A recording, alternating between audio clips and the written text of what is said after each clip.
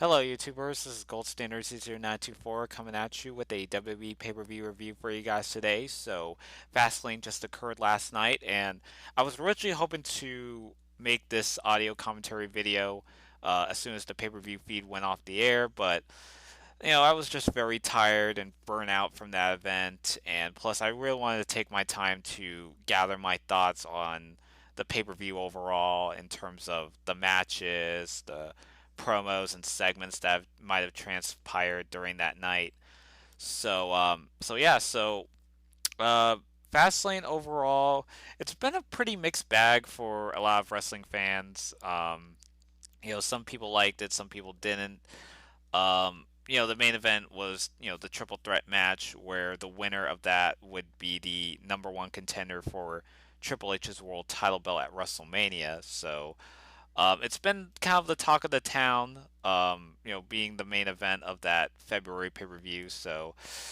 Yeah, it's kind of one of those pay per views where it's not like necessarily the greatest thing to come out of it, but it's not like so abysmal that you just want to, you know, destroy your TV.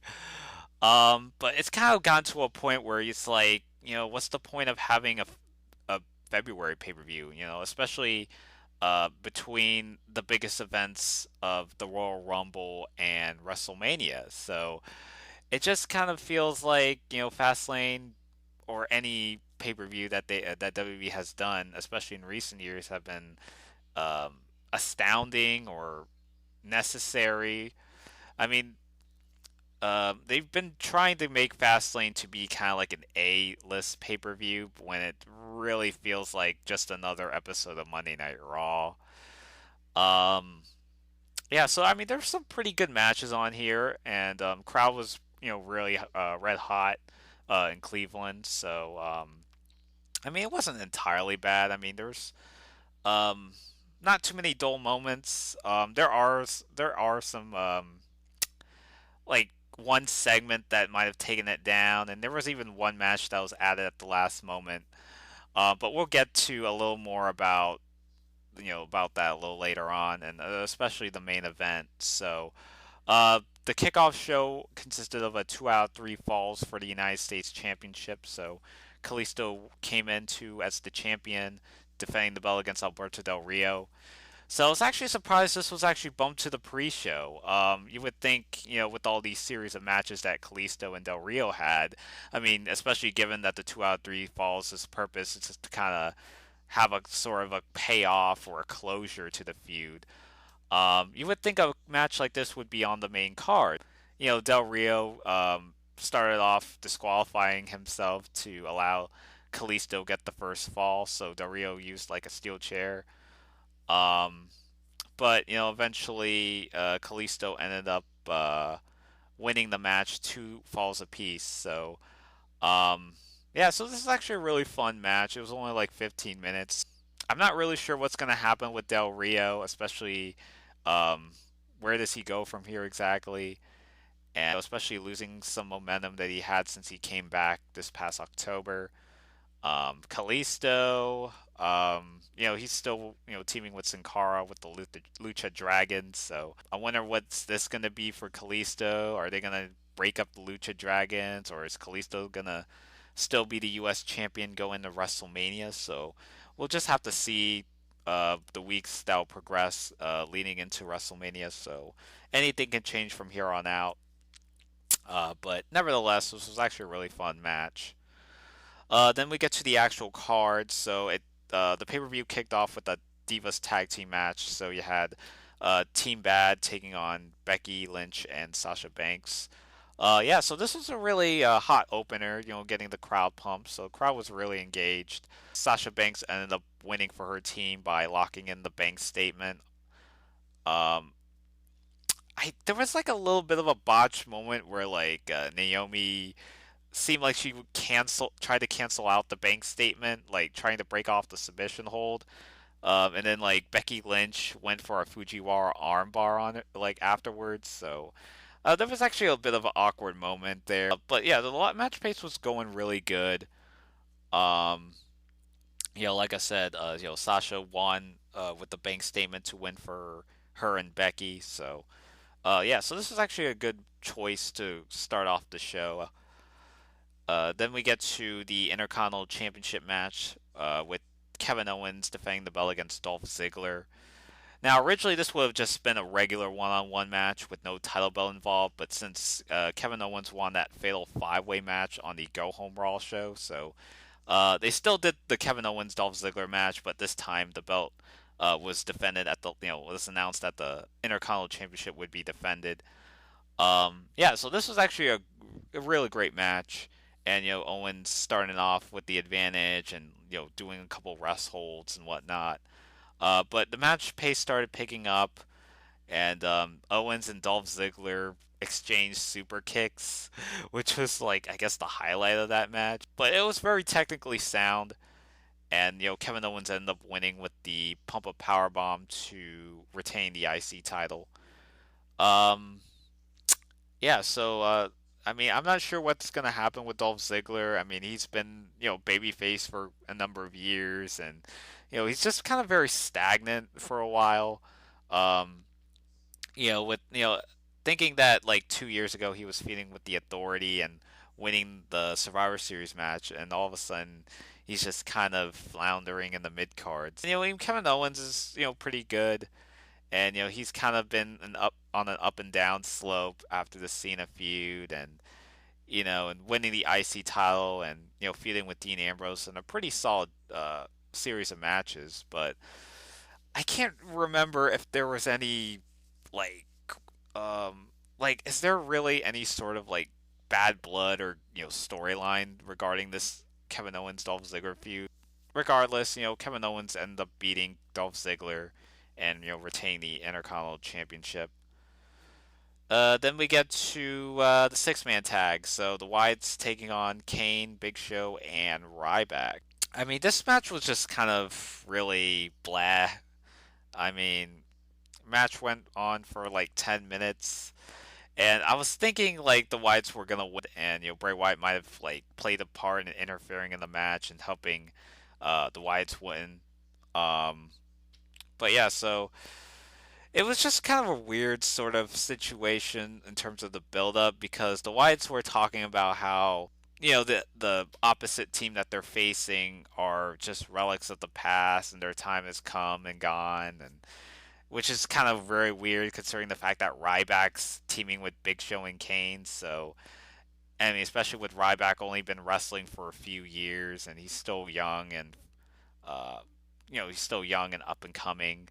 So there were some scenes in in the build up leading to that, and just Bray Wyatt cutting that promo about old relics, but yet Ryback's teaming with the so-called old relics that is Big Show and Kane. So which was just kind of weird. But yeah. So Ryback ended up winning for his team, and I was thinking maybe they were gonna have the Whites go over here, and then at some point maybe interfere in the main event later on.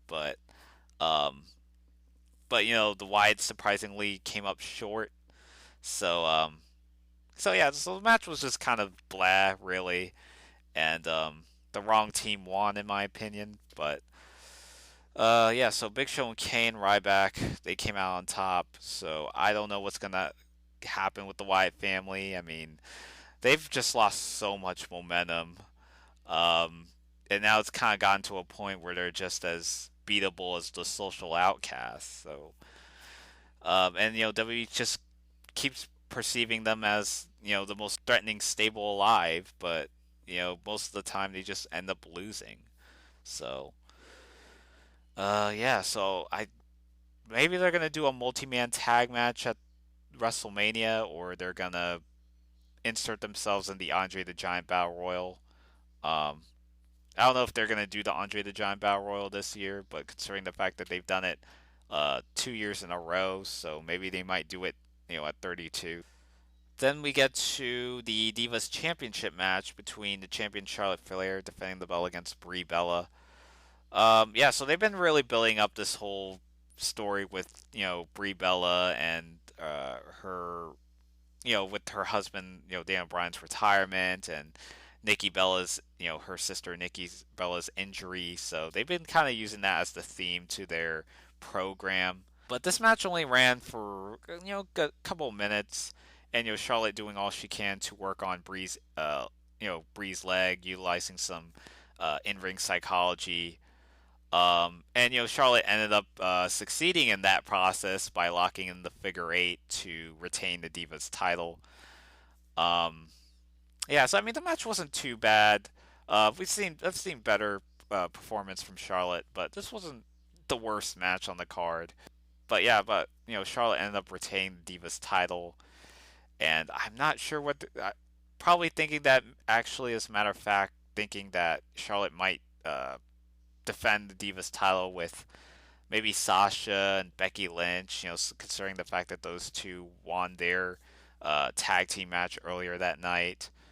So they might do like some sort of a multi-person Divas match for the Divas title at WrestleMania. So um, I think Paige could have been another addition, but Paige kind of lost so much momentum ever since she broke away from Charlotte and Becky, and losing a bunch of matches on TV, and um, being on Total Divas. So especially with the whole Divas Revolution being like this big angle that they've been doing since the summer, but even Paige has kind of gone on a downward spiral ever since then. So and turning face and heel so many times kind of hurts her momentum as well. So I think logically a fatal four way match for the Divas title with all these former NXT wrestlers just all fighting on the main roster would have been kind of like the theme to that build up if it does happen at WrestleMania. But it's very early to tell, especially with WrestleMania being in April. So we'll just have to wait and see. So Charlotte ended up retaining the Divas title. Then we get to Chris Jericho and AJ Styles in a grudge match here. So this is basically match three of their series of matches that they had since AJ's debut. Yeah, so this is actually a really fun match. Crowd was really digging into it. Some people, there's been kind of a bit of a mixed bag. Um, it did seem a little sloppy in some places. AJ Styles. I think there was like one moment where AJ Styles tried to go for that springboard moonsault, and normally he would go for like a reverse DDT combination, but it just kind of seemed very off. I think like AJ Styles might have like slipped from the rope, like or like Chris Jericho, the way he sold it was just a little off. So it just seemed like a very awkward moment. Um, but yeah, so both these guys, went for a lot of near falls, and AJ Styles fighting out of the walls of Jericho, and I thought for sure Styles was gonna win with the Styles Clash, but Jericho kicked out, and then AJ Styles went on to go for that calf crusher that he does, like especially back in like TNA and other wrestling companies. But that move allowed Chris Jericho to tap out and allowing AJ the victory. Um, yeah, so post match, both AJ and Chris Jericho shook hands, showcased a sign of mutual respect, and that's basically how it all ended there. So, um, yeah, so I would think that this match would have been at WrestleMania, but they kind of gave it away on an episode of Raw to kind of give it like a first impression on AJ, which I was like, oh, okay, it's like, I would think a match like this would have been on Mania, but I think they want to kind of give AJ Styles that first impression match, for those that, especially WWE fans that might not be too familiar with AJ's work outside of the WWE. Um, so I'm not really sure. Like, I think they're obviously gonna put AJ and Jericho on WrestleMania card. Um, I don't know what role it would be in, especially if it seems like their feud's pretty much over. But if it isn't, they'll probably be like in a triple threat with maybe probably Kevin Owens for the IC title. So I don't know, or they're probably gonna do AJ Styles versus Kevin Owens. So um, I don't know. There's just so many routes that you can go with. It seems like the AJ Styles Jericho feud is pretty much over for the time being. Um, But yeah, so they actually really put on a really great match. Uh, and then after that, it just everything just kind of seemed very awkward. Like between that Styles and Jericho match and the main event, so they did a little bit of a brief intermission. Just assuming that the crowd was burnt out of the Styles Jericho match. So they did an Edge and Christian talk show segment, which kind of dragged on and on. I mean, this could have been on like the WWE kickoff show. So it just was kind of unnecessary, and and their promo was just kind of there to promote their talk show. Well, not talk show, but basically their comedy skit that they do on the WWE Network that they've been kind of hyping up for the past few weeks.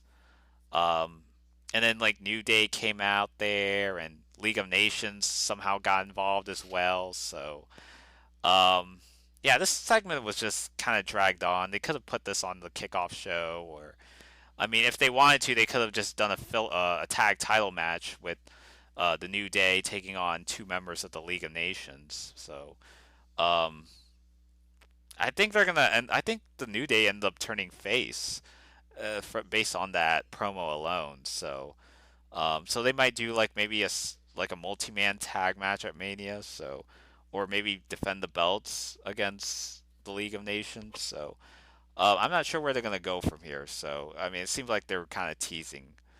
Um, but yeah, so this segment was just kind of unnecessary and kind of a time waster. So I just kind of skipped through it. So, um, yeah, that was just kind of unneeded. And even the other match I'm also going to mention, Curtis Axel and R-Truth, which seemed to be added at the last moment. So, I mean, what was the point of adding it on here? I mean, you could have easily put this on the pre-show and flip around the card with having Kalisto and Del Rio on the main card, but I don't really understand that. I mean, 15 years ago, like a match like that would be on like Sunday Night Heat. Um, so I don't understand why they added the Curtis Axel R-Truth match here. So, I mean, the match was already over before it began, and Axel won with the roll up. So I have no idea. It just seemed kind of random, and the fact that they put it so high on the card just kind of really scratched my head there. So so yeah, it was kind of whatever. And then we have the triple threat match with Roman Reigns, Dean Ambrose, and Brock Lesnar. So yeah, so this is actually a really fun match. Crowd was booing for Roman Reigns, which wasn't kind of surprising, especially with Ambrose and Lesnar being the odds-on fan favorites going into the main event, and Ambrose being his hometown of Cleveland. So that was another case of Roman being put in these bad situations. Um, yeah, but the match for what it was really enjoyable. Crowd was really pumped for this match. There was a really cool spot where Roman and Dean did the power bomb on Brock through the announce table, and all three wrestlers hit their respective finishing moves. And Brock Lesnar doing an F5 on Ambrose, but then like Roman Reigns just ended up spearing Brock Lesnar before he could execute it. Um, yeah, so there was a lot of suspense going into it. Make it seem like Brock could win the match and Dean could win the match. Surprisingly enough, Brock, there wasn't any Wyatt interference. So I think a lot of people were speculating that the Wyatts, were gonna, win their match against Big Show, Kane, and Ryback, and then the Wyatts would end up interfering in the Brock match, later that night. But combining those two factors, neither incident happened. So Roman ended up pinning Dean Ambrose with the spear and becoming the number one contender for Triple H's world title. So yeah, so the main event set. Roman Reigns and Triple H are going to be the main event for the world title. There's a lot of backlash going on with the wrestling community. So um, I think this is about the second or third year in a row where the WrestleMania main event comes off in a very questionable, underwhelming sort of hype, if you will. Yeah, so that's pretty much my thoughts on the WWE Fast Lane pay-per-view event. Tell me what you all guys think. Did you like the pay per view? Were there some matches you liked or disliked? Leave down your comments in the comments section below. And until next time, this is Gold Standard 00924 signing out.